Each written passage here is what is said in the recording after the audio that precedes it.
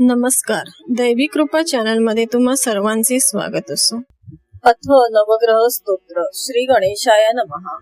जपा कुसुमं संकाशं काश्यपेयं महद्युति तमोरी सर्व पापघ्नं प्रणतोऽस्मि दिवाकरं दधिशङ्खतुषाराभं क्षीरोदार्णवसम्भवम् नमामि शशिनं सोमं शम्भो मुकुटभूषणम् धरणी गर्भ संभूतं विद्युत्क्रांति समप्रभं कुमारं शक्तिहस्तं च मंगलं प्रणमाम्यहम् प्रियंगुकलिका श्यामं रूपेण प्रतिमं बुधं सौम्यं सौम्यगुणपेतं तं बुधं प्रणमाम्यहम् देवानां च ऋषीणां च गुरुकाञ्चन सनिभम् बुद्धिभूतं त्रिलोकेशं तं नमामि बृहस्पतिं हीमकुन्द मृणालाभं दैत्यानां परमं गुरुं सर्वशास्त्र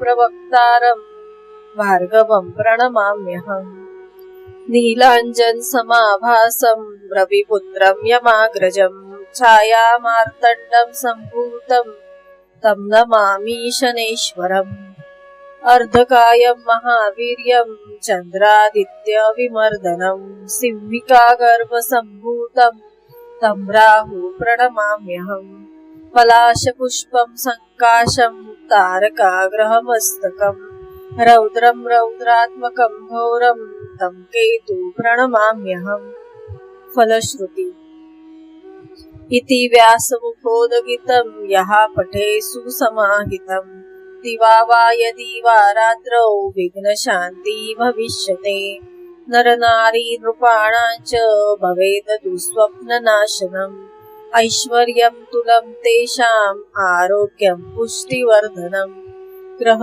नक्षत्रजा पीडा तस्कराग्नि समुद्भवा ता सर्वा प्रशमं यान्ति व्यासो भूतेन संशया इति श्री व्यास विरचित आदित्यादि नवग्रह स्तोत्रम संपूर्णम। नवग्रह स्तोत्राचा मराठी अर्थ। जास्वंदीच्या फुलाप्रमाणे लाल अंगकांती असलेल्या कश्यप ऋषींच्या वंशात जन्माला आलेल्या अत्यंत तेजस्वी अंधाराचा शत्रू सर्व प्रकारची पापे नष्ट करणाऱ्या दिवसाच्या राजाला म्हणजे सूर्याला मी नमस्कार करतो।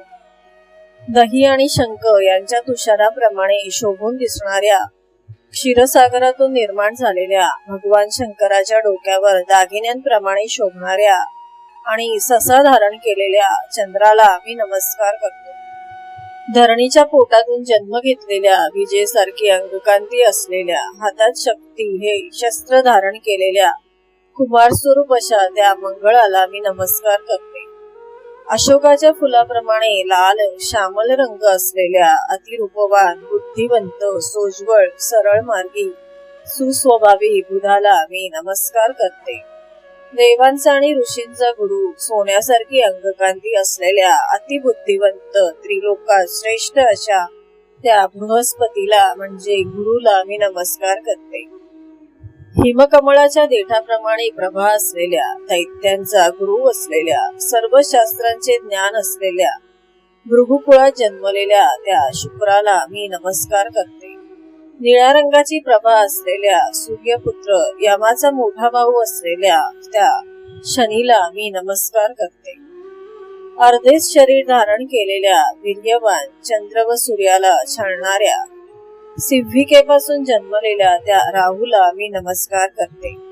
पळसाच्या फुलाप्रमाणे लाल तारका आणि ग्रहांमध्ये प्रमुख भीती निर्माण करणाऱ्या रुद्राप्रमाणे तापदायक अशा केतूला मी नमस्कार करते।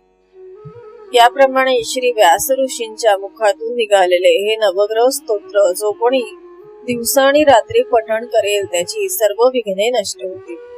नर नारी राजा या सर्वांची दुःखे नष्ट होतील। त्यांचे ऐश्वर्य आरोग्य आणि श्रेष्ठत्व यांची वृद्धी होईल। ग्रह नक्षत्र चोर आणि अग्नीपासून होणारा त्रास नष्ट होईल यात संशय नाही असे श्री व्यास ऋषी म्हणतात। जर तुम्ही चॅनलवर नवीन असाल तर चॅनलला सबस्क्राईब करा।